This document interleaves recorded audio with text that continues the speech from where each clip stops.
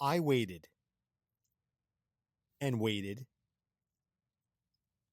longer than decades since the moment I saw that smug look on that bald head. I knew, God how I knew with all my fanboy heart and soul, how perfect it would be to see him in a power suit fighting Superman over Centennial Park.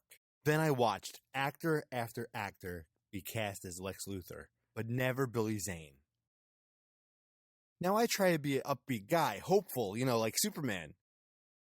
But I've been let down so many times, it was impossible to see a bright side to the whole thing. I mean, John Cryer, Jesse Eisenberg, come on.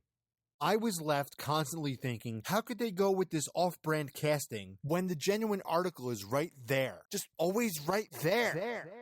When I was younger, I imagined all casting directors were blind. And as I got older, prone to angst, I thought it was some type of conspiracy. Which brings us to this week. Part of being an adult is accepting that there are things in this world that you just cannot change. So here it is. I'm admitting to myself, to whoever my YouTube audience is, to the fandom at large, that the candle has burned way past the wick. Billy Zane won't ever play Lex Luthor.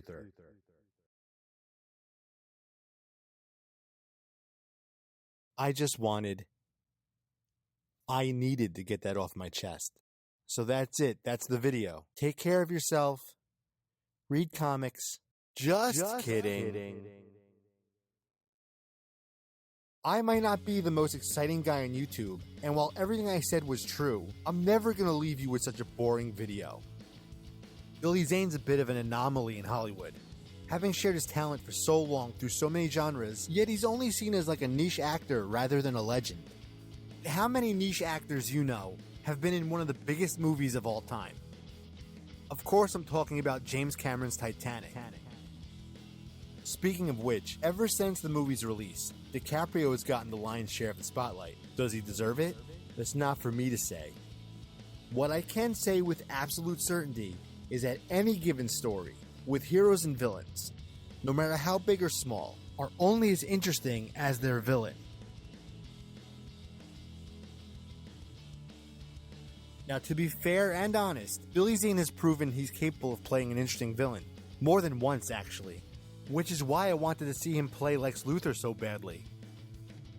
I mean, no one would blame you for thinking this guy is an honest-to-goodness demon in human skin while watching Demon Knight. Is it a cheesy movie? Yeah. But he works so well in it.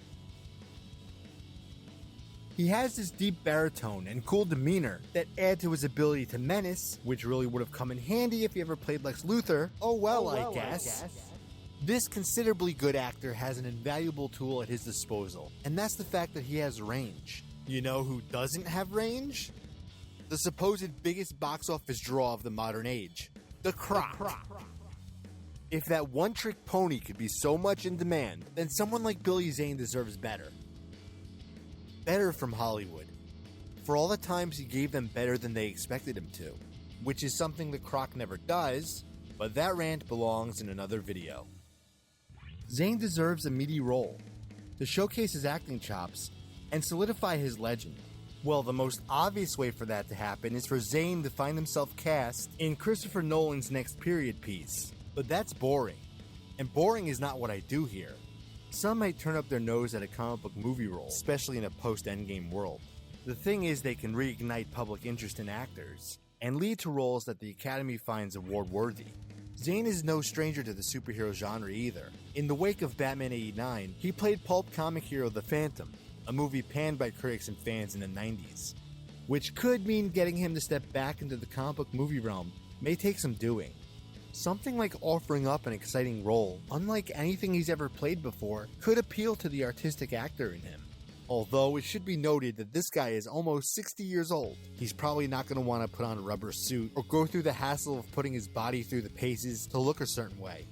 Leave that kind of thing to the young, struggling actors who haven't paid their dues. He has all the tools to make a really great Bond villain, but who knows how long it's going to take to get another one of those made. He's worked with wigs before, so it doesn't automatically mean whatever character he plays has to be bald.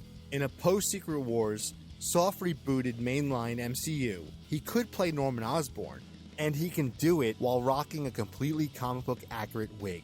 But would he want to play the Green Goblin?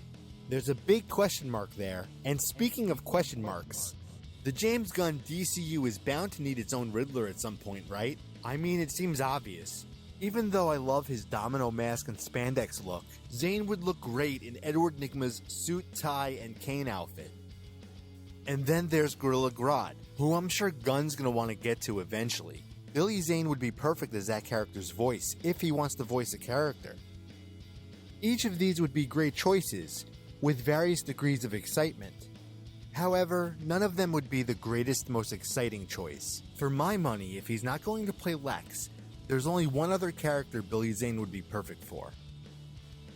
It's a character the general audience is quite aware of, but as of this recording, the role is unoccupied.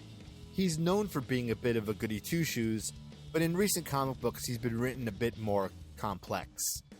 By complex, I mean Professor Xavier is a jerk. Which is to say, writers have retconned certain unsavory things in his past that were done in the name of his dream, which has given him an edge and an underlining dark side that has led to some pretty interesting stories.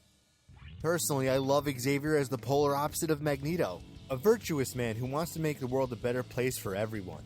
But the way he's been written in modern comics is something Billy Zane could really sink his teeth into, and it would set his version apart from how Sir Patrick Stewart played the character. And so, as you can see, one fan-casting dream dies while another begins anew. Take care of yourselves, watch comic book movies, read the source material they're made of, and fan-cast your hearts out.